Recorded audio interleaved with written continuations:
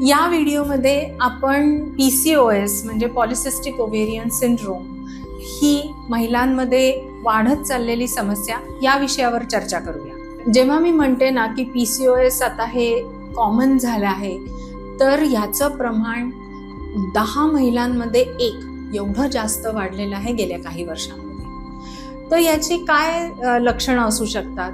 तर पाळीची अनियमितता, वाढणारं वजन किंवा चेहऱ्यावर, छातीवर असे अनावश्यक ठिकाणी येणारे केस, ही सर्वसाधारण लक्षात येणारी ही लक्षणं आहेत की ज्याच्यामुळे असा संशय येऊ शकतो की या महिलेला पॉलिसिस्टिक ओव्हेरियन सिंड्रोम असू शकतो. बरं, हे असं नाही आहे की 20 किंवा 30तल्याच महिलांमध्ये PCOS दिसतो.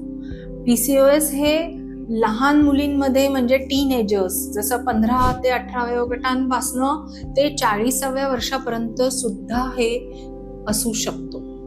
आणि पॉलिसिस्टिक ओव्हेरियन सिंड्रोम हे म्हणजे फक्त 1 किंवा 2 लक्षणांमुळे नसतं. कधी कधी ह्यामध्ये खूप मोठा स्पेक्ट्रम पण असतो की जिथे महिला प्रत्येक वेळेस जाड किंवा वजनाने जास्तच असायला पाहिजे असं नाही. तिचं वजन नॉर्मल किंवा ती बारीक सुद्धा असू शकते. तिची पाळी सुद्धा नियमित असू शकते. काही चेहऱ्यावर अनावश्यक केस असायलाच पाहिजे असं नाहीये. त्यामुळे हा स्पेक्ट्रम असू शकतो. अगदी नॉर्मल वजन, नॉर्मल पाळी असताना सुद्धा पेशंटला पॉलिसिस्टिक ओव्हेरियन सिंड्रोम असू शकतो. त्यामुळे सस्पिशन हे अत्यंत महत्त्वाचं आहे डायग्नोसिससाठी. मग डायग्नोसिससाठी प्रत्येक वेळेस सोनोग्राफीच करायची असते का? तर नाही. सोनोग्राफी हे एक माध्यम आहे की ज्याच्यामुळे आपला डायग्नोसिस वर शिक्कामोर्तब होईल किंवा एन्डॉर्समेंट होईल. हॉर्मोनल इम्बॅलन्समध्ये साठी रक्ताच्या तपासण्या पण करण्याची गरज असते. शिवाय पिरियड्स जर अनियमित असतील आणि हिर्स्युटिझम म्हणजे चेहऱ्यावर अनावश्यक केस असतील किंवा केस जास्त प्रमाणात असतील आणि सोनोग्राफीमध्ये सिस्ट्स असतील, तर या 3 पैकी 2 गोष्टी असल्या म्हणजे पॉलिसिस्टिक ओव्हेरियन सिंड्रोम आहे असं निदान आपल्याला करता येतं. आता हे निदान करणं लवकरात लवकर गरजेचं आहे, कारण त्यानुसार आपल्याला ट्रीटमेंट सुद्धा निश्चित करण्याची गरज असते. मग आता आपण हे पाहिलं की PCOS मध्ये वय वर्ष 15 पासून 40 या सगळ्या एज ग्रुपच्या महिलांना हे होऊ शकतं.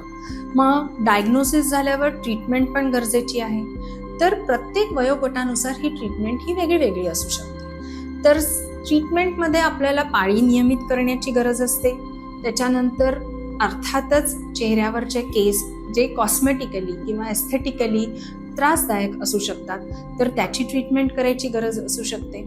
आणि अर्थातच वजनावर नियंत्रण. तर सगळ्यात महत्त्वाचा भाग हा आहे की PCOSचा सगळ्यात पहिली ट्रीटमेंट म्हणजे लाईफस्टाईल मॅनेजमेंट असतं, मॉडिफिकेशन असतं. त्यामुळे योग्य आहार, योग्य विहार आणि सगळ्या सवयी या सगळ्यांवर व्यवस्थित नियंत्रण ठेवलं तर PCOS हा खूप अंशी बरा होऊ शकतो.